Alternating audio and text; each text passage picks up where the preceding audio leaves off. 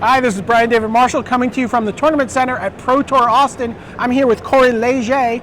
Corey played in the LCQ last night with a really interesting blue, white, red control deck. We're calling it Star Spangled Inevitability. Manifest Destiny. And it's kind of an interesting deck. It's got some unusual looking numbers. It's got a couple of unusual card choices. And Corey, why don't you tell us why you decided to play this deck?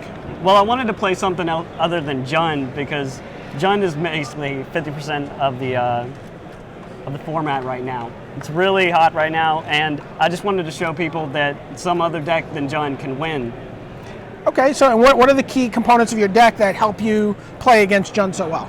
Well, Jund, this deck, Sphinx of Jwar is its Shroud helps the Sphinx and the Wall of Denials. Jund has almost nothing versus Sphinx of Jwar except for Thought Hemorrhage after side. Their Terminates, their most Maelstrom Pulses are useless. So you really like the Shroud ability in general of both the Wall and the Sphinx. Mm-hmm. Now, something interesting, you just mentioned Thought Hemorrhage, which you said was coming in out of the side of Jund decks, that you said that's some of the reasoning for your kind of spread out numbers in the deck. Yeah, it really helps against, usually they name Baneslayer, but I have a lot more threats other than Baneslayers, as in Bogardan Hellkites. Rite of Replications are really hot, and Ajani Vengeance are amazing. And Sphinx of Lost Truth really helps late game versus Jund or anything. You can play it without kicker just to find answers, or you can play it with kicker to get card advantage on your opponent. Okay, so you really like the threat diversity that this deck offers you against a Jund deck. Mm-hmm. And so one of the other cards I thought was kind of interesting here was the Obelisk. Well, the Obelisk I was playing, Obelisk is huge versus a lot of decks. The 5-point life swing every turn can be a big downer for mono red if you can get it on 6th turn. And then Rupture Spires, they really help late game with the Obelisk of Alara because it allows you to diversify with what you can do. So tell us what your worst matchup is with this deck. What did you lose to in the? You went 6-2-1. I went 7-2. 7-2. Oh, I'm sorry. And you finished 7th place. Yes, sir.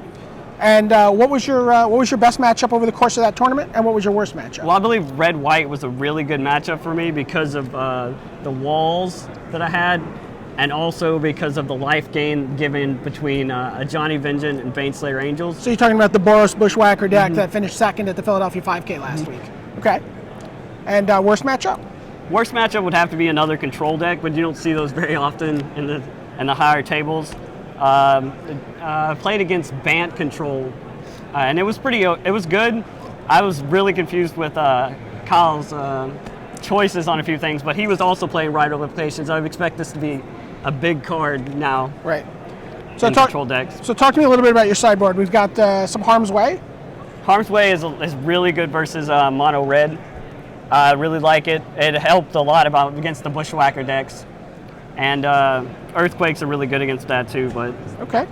You have a sideboard. You have 3 Celestial Purges. That's for Jund decks and the red-white decks. Jund decks, their Sprouting Thrynaxes can kind of get out of hand, as their Broodmate Dragons also, and those really help.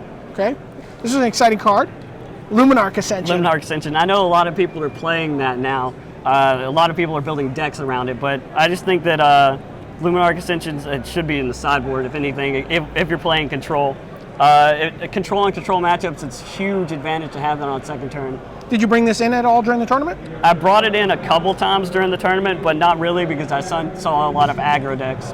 Okay, this is a card that was kind of surprising to me. I didn't think I'd be seeing that in a successful standard deck this weekend. Well, I played cancels because I had negates on the side, but I was getting killed by Malakir Blood Witch a lot and vampires.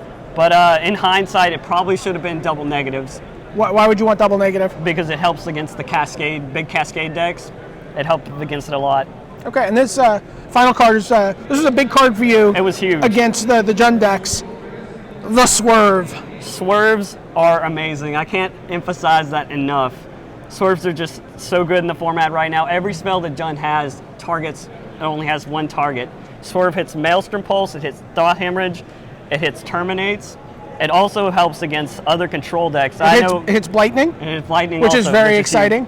And it hits Mind Sludge too, correct? It does. Against the vampire decks. I did do that once this weekend. That's filthy. But Swerve, I really can't stress it enough. It's really an amazing card. Not as many people play as they should. Okay, well, I'm sorry, you just missed the cut to qualifying for the Pro Tour. Mm-hmm. But tell us a little bit about yourself. You're local, right? Yes. Where are you from? I'm from Groves, Texas. Okay, and about how far is that from Austin? It's about 4 hours. Okay, so what's it been like having a Pro Tour in your hometown? It was nice. I mean, usually it's far away, so I don't get to go. But now it was in Austin, and I was really excited to come, and it's been a great experience. It really has. So you were done pretty early in the morning with the event. You slept in. What's the rest of your weekend going to be like? I'm hopefully gonna play drafts. I don't know if I'm playing any other standard constructed, but this is I'm having a lot of fun with this deck. Okay, this deck's been rented out, right, for the PTQ today? No, this is all mine. No, you said a friend of yours is playing with this. Yeah, he's playing it in one of the other standard events right now. Okay, cool. And any pros you're really looking forward to meeting this weekend or following? Well, I really want to see Oliver Ruel, and I met Paulo Vitor de la Rosa earlier, and I know him, and I want to see him again and say hi. But cool.